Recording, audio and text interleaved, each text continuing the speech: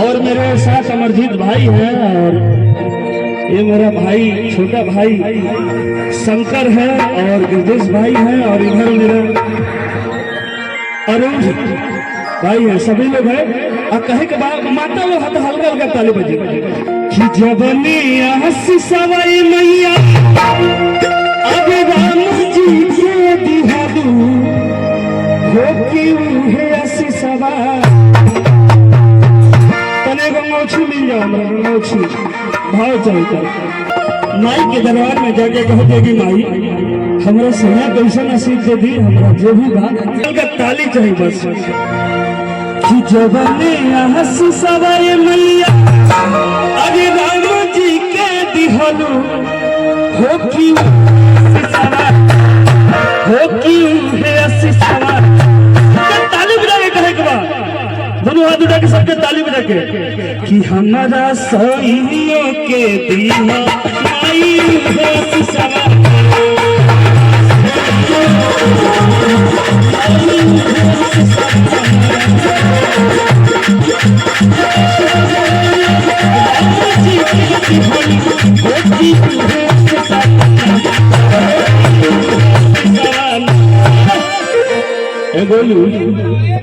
हाँ देखो ना पहले शुरू में हो अरे हो कि है ताली होने के बाद अच्छा लगे हमारा कि हमारा सैनियों के दीवा माई है सवाना हमारा सैनियों के दीवा माई है सवाना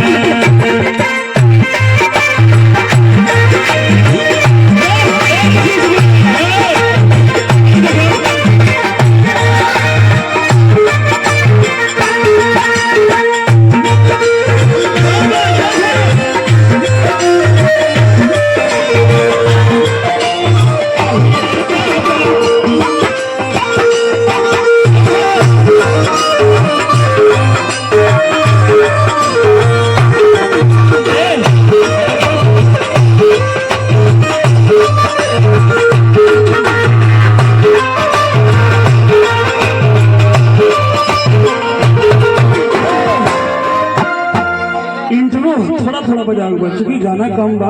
इंट्रो थोड़ा बजाऊंगा। नाल का बेस थोड़ा सा कम कर दीजिए तो कोई मुझे भी नहीं सुना दे रहे भैया माई के नाम कर दिए हैं। अब कहे के बाद ए बात ए बेटा है तारे तारे के गोरे आंगन लिपावा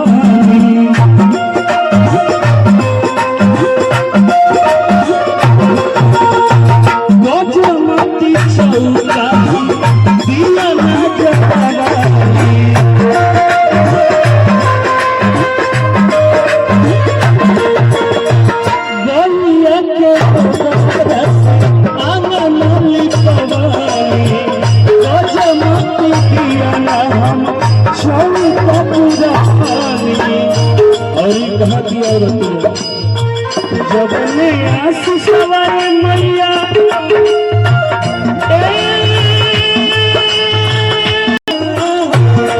जबने आंसू सवाई मैया मोह दुखे दिहलू होती है आंसू सवाई जबने आंसू सवाई मैया मोह दुखे दिहलू होती है आंसू सवाई होती है आंसू सवाई अरे हो कि गाने का लास्ट अंतर आई तुरंत गाऊंगा ठीक ना बाबू। अच्छा ज्यादा किसी आए कि नहीं तो भैया 2 मिनट रुके के बाद